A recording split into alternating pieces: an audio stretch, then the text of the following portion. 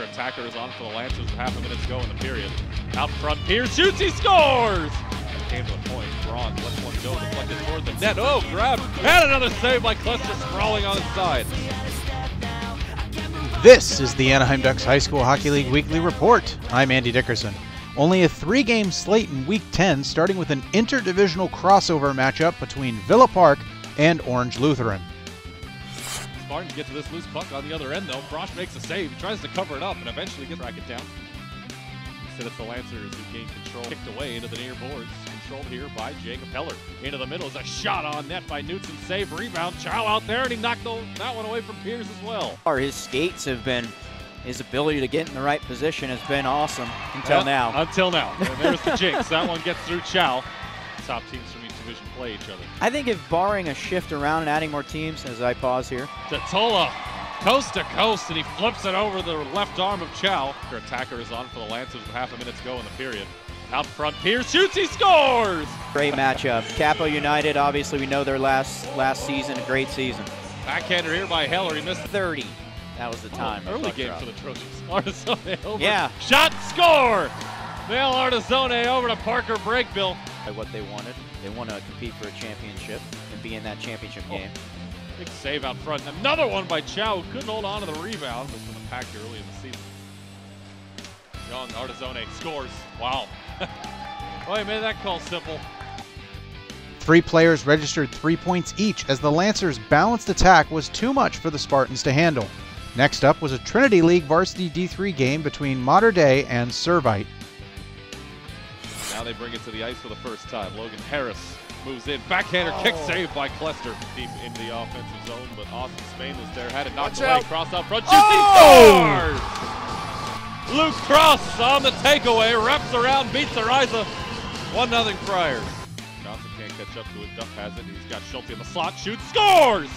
Brendan Schulte finds the 5-hole. 2-0 Friars. Here's his first wraparound try by Schulte. Kicked away by Ariza. Johnson into the middle. Baker holds on. Shoots, he scores! Hamer off to the races. Trying to beat O'Heaney. He does. Shoots and a save by Ariza. Huge save right there. Friars, though, trying to go off shorthanded. Schulte gets by Braun. He's tangled up. A save by Ariza. Johnson steps into one, into the chest of Cluster. Rebound is bobbled and caught. Across the blue line legally. Here he comes. Shoots and a glove save by Cluster. In front, Anders by himself. Backhander and a save by Cluster. Loose puck. Baker with a backhand try. It's loose. Right in the crease. It's flipped away by Cross. Skate. Oh, what? Pass. Right on cue. Johnson ahead of the pack. Backhander and a save by Cluster. 3 minutes to go. Taken away by Lega. He fires toward the edge of the net. Down. And it's in there from distance. Ethan Lega. Here comes Schulte and Duff ahead of the pack. Ariza's back in there. They get around him. Schulte caps it off. Brendan Schulte's 2 goals and Aiden Cluster's 33 saves led the Friars to a 4-1 victory. Chuck Lasik caught up with Cluster after the game. I'm sitting here with Aiden Clusters. He's being congratulated by his teammates right here. Aiden, kind of a rivalry game right here. 30 stop at 32 at 33 shots. How do you feel right now, buddy? I feel good for sure. It's good to get the win. I know it's a big win for them, and just hope we keep rolling from there.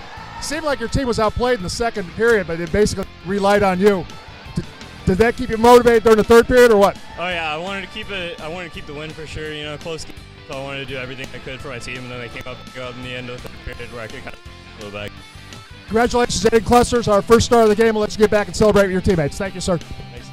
Our final game of the weekend was another crossover game between JSerra and Los Alamitos.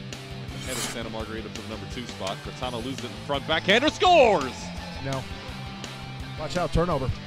Schlurf out front with a backhander. Trying to. Wow. That one bounces wide. Pagani got a piece. Oh, he pushed it in. Near wall, Reed moving in front. Shoots, scores. Oh, Blake Reed. Wow. Circles in front, deflection, rebound. And Fiedler moving ahead into the middle. Reed with a backhander. Into the middle. Handoff to Hager. Backhander save. Rebound, and Pellegrino put it off the back post. Wow. Christie leaves it over. Here's a shot, and that one sneaks through, and it wouldn't go in. Shot comes, rebound right to LeMay. Total domination by the Lions in this one as the short-staffed Griffins could not stop the offensive onslaught. 14-0 the final. In other action around the league, a penalty-filled affair between Edison and Classical Academy played out at the Kroc Center in San Diego. The teams racked up 68 PIMs during the game, but the Caymans snuck 2 goals by Spencer Dennis to pick up a 2-0 victory.